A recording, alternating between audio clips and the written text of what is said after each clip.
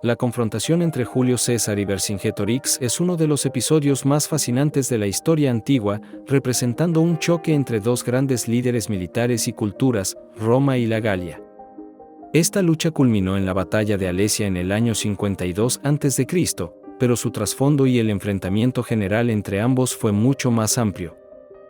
Vercingetorix, líder de la resistencia gala, se levantó contra el dominio romano, uniendo a varias tribus galas.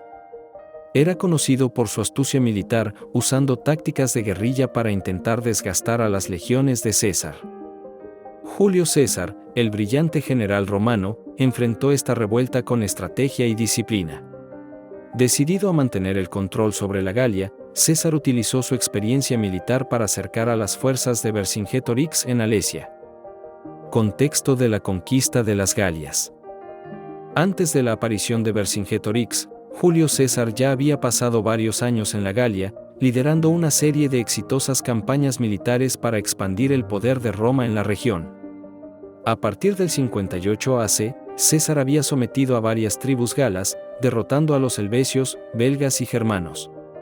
Este avance fue impulsado tanto por el deseo de César de gloria personal como por razones políticas. Necesitaba victorias militares para consolidar su influencia en Roma. El ascenso de Vercingetorix.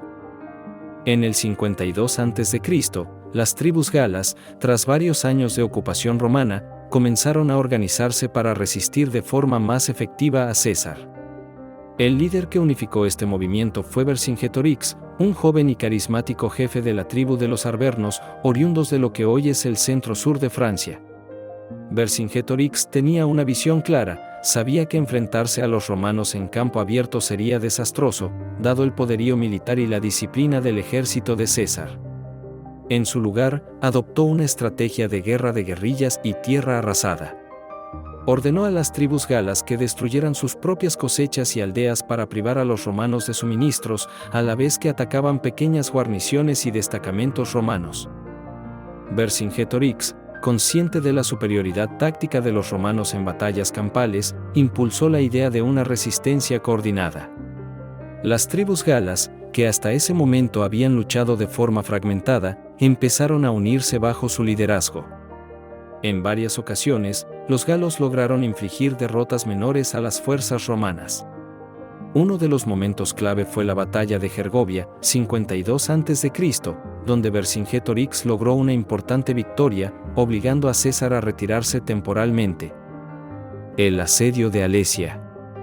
El punto culminante del conflicto entre Julio César y Vercingetorix fue el asedio de Alesia, una de las batallas más célebres de la historia antigua. La posición de Alesia era una fortaleza situada en lo alto de una colina, un lugar estratégicamente ventajoso para resistir un asedio. Vercingetorix y su ejército se refugiaron allí después de sufrir varias derrotas a manos de los romanos. La estrategia de César.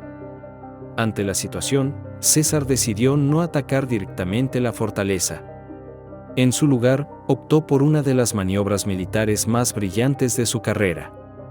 Mandó construir un doble anillo de fortificaciones alrededor de Alesia, uno hacia adentro, para evitar que los galos escaparan, y otro hacia afuera, para protegerse de los refuerzos galos que podrían intentar liberar a Vercingetorix. La fase crítica. Las tropas de César, compuestas por aproximadamente 60.000 soldados, rodearon a los cerca de 80.000 galos en Alesia.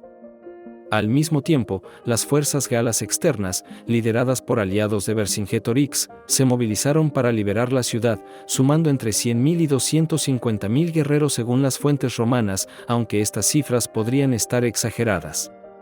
Durante varios días, las fuerzas de César se vieron atacadas desde ambos frentes, lo que convirtió el asedio en un punto decisivo.